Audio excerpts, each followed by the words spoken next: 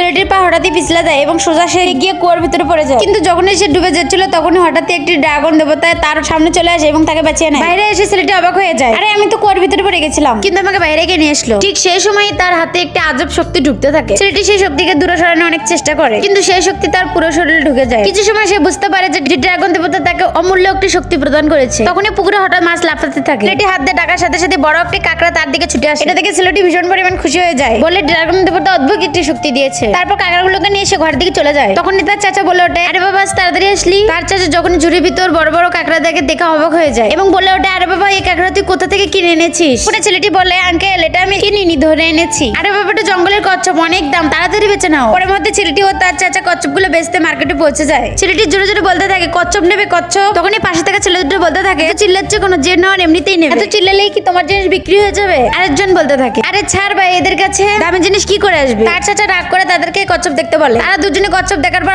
অনেক অবাক হয়ে যায়, আরে এটা তো অনেক দামি কচ্ছপ, বাজারে পাওয়াই যায় না এটা। অপরজন হঠাৎই বলতে থাকে, আরে ও তো মজা করছে, দর হলে 2000 দিয়ে দে। ছেলেটা ভাবে 2000 অনেক, দিয়ে দে। ওখানে পিছনে থেকে একটি মেয়ে চলে আসে। যখন মেয়েটি কচ্ছপ গুলো দেখে তখন ওই দুটি ছেলের মন খারাপ হয়ে যায়, কারণ তারা জানে ওই মেয়েটি বিরাট একটা রেস্টুরেন্টের মালিক। তারপর কি হলো জানতে আমাদের চ্যানেলটি লাইক করে সাবস্ক্রাইব তো করো এবং কমেন্টে পাঠ্য লিখে যাও।